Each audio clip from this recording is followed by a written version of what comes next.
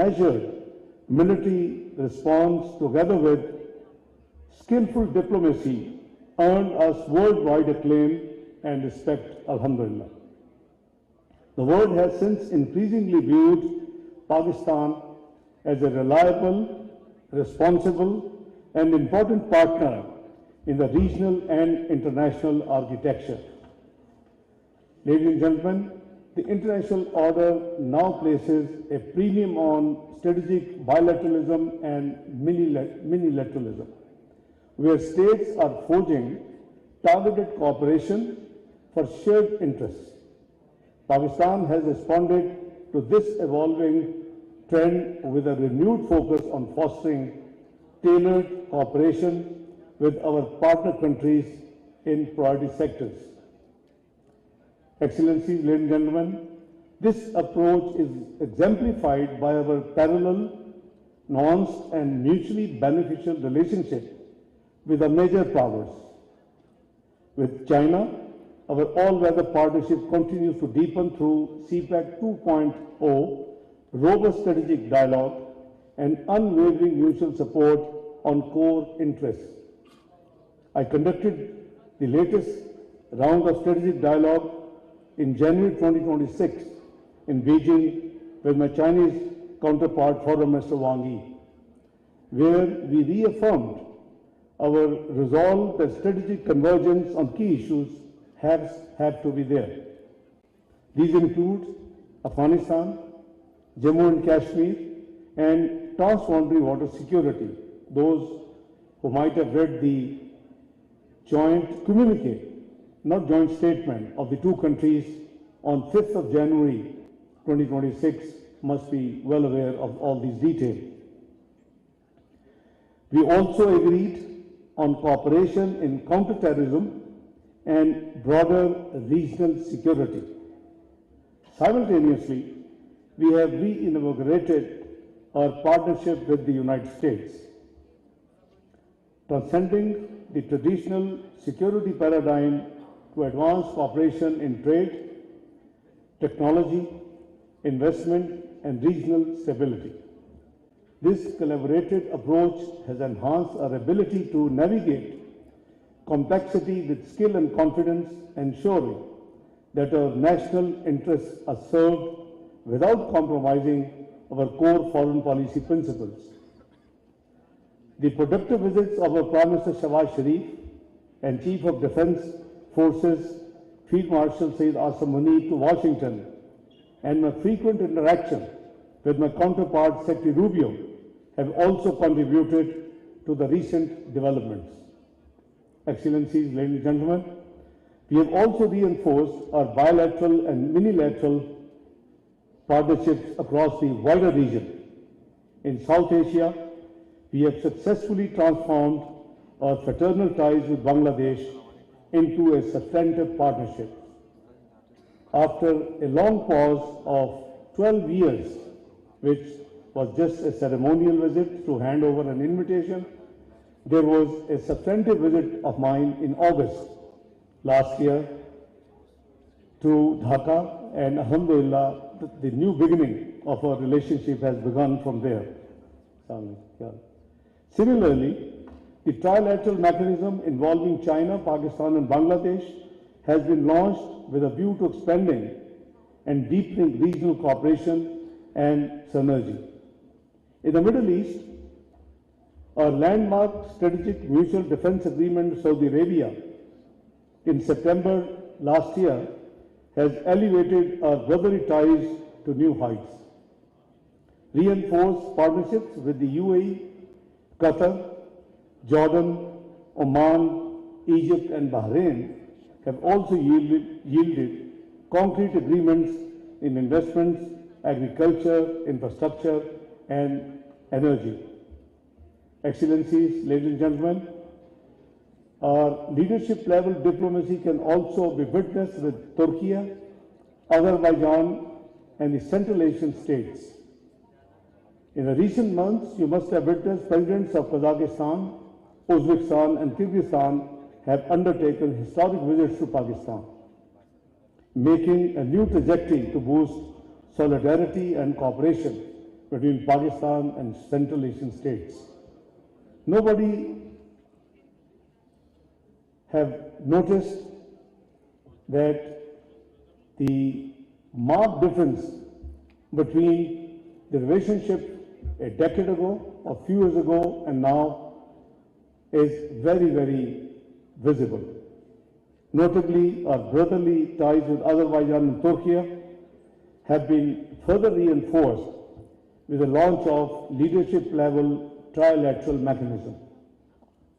Simultaneously, our vision, East Asia policy, has ramped up engagement with ASEAN countries with high-level visits of Malaysian Prime Minister Anwar Ibrahim and Indonesian President to Pakistan, and our Prime Minister 𝗟𝗶𝘃𝗲 visit to Malaysia have marked significant new milestones. Our enduring bonds with Islamic and Arab nations form a vital pillar of our foreign policy, and will continue to expand our partnerships across Asia, Latin America, and Africa. Excellencies, ladies and gentlemen, let me take a moment to emphasize the role of personalized and high-level diplomacy in advancing Pakistan's foreign policy objectives. In an era where instant communications and rapidly evolving crises demand immediate attention, my frequent telephone conversation and direct engagements with my counterparts across the world have proven immensely useful for the country. These interactions have supported the rapid de-escalation of tensions, fostered deeper trust with partner countries, and enabled the exploration of creative ideas of mutual cooperation. I am therefore a strong proponent of ministerial level engagements and maintaining personal contacts as critical enablers to accomplish our foreign policy goals and objectives. Ladies and gentlemen, Pakistan's election as a non-permanent member of the United Nations Security Council for the term 2025 and 2026 term with a thumping majority of 182 versus 5 is a testament to our constructive diplomacy and the confidence of the global community in our principled stance on issues of peace and security.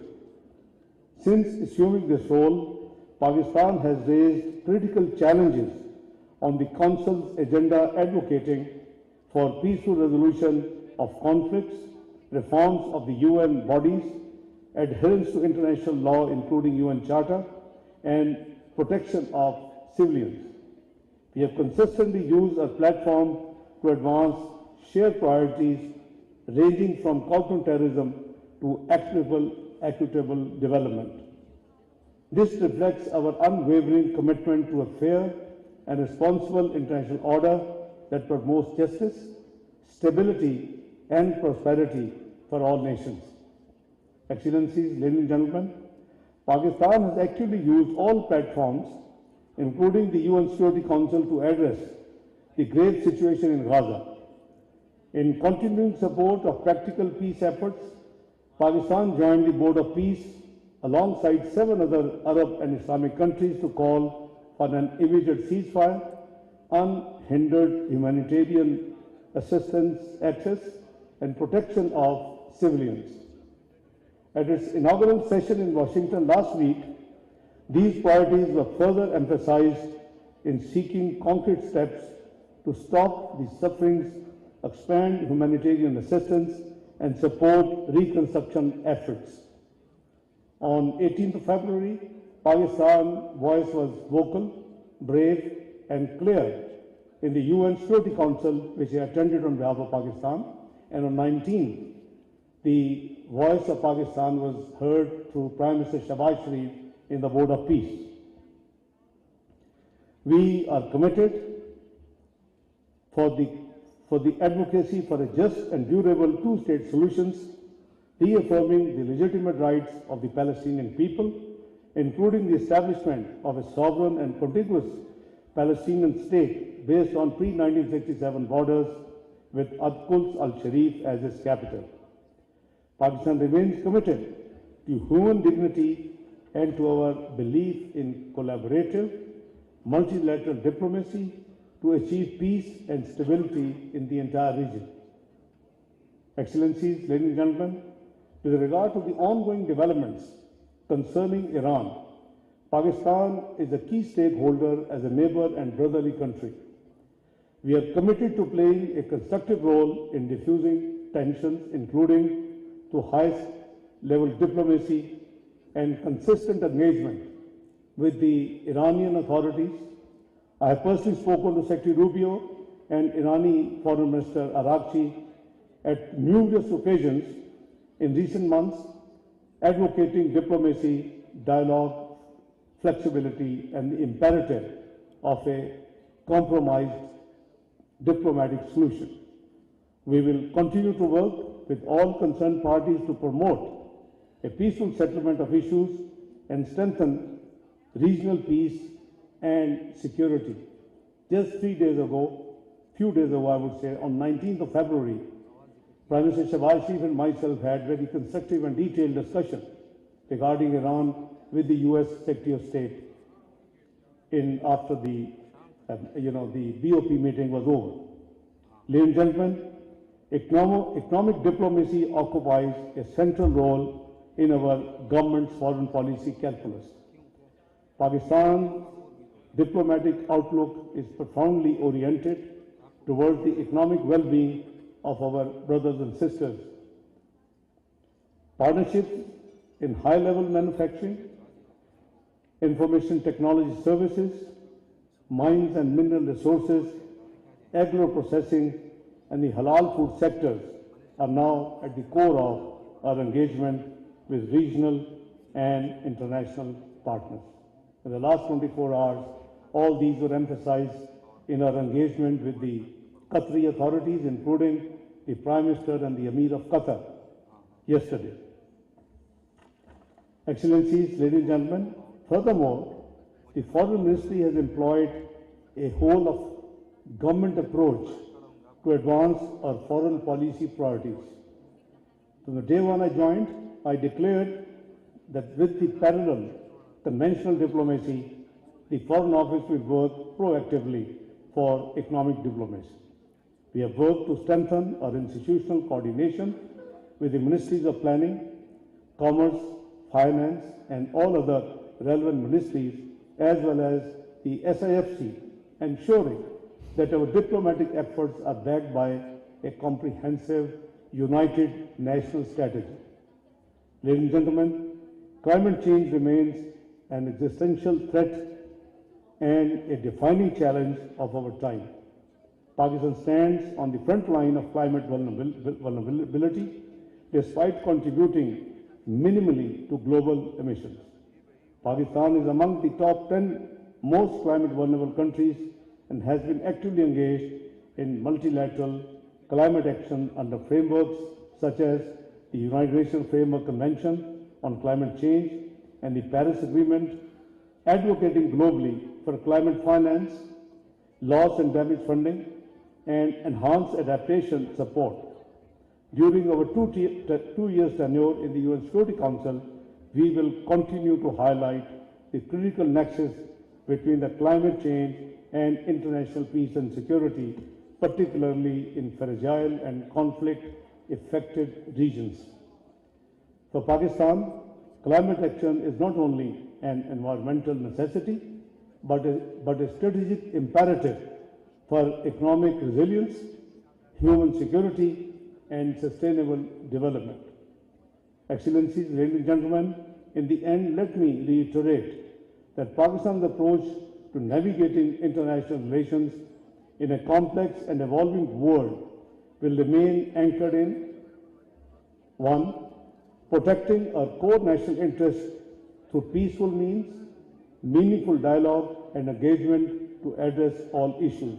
2. Expanding economic and strategic partnerships throughout and through a whole of government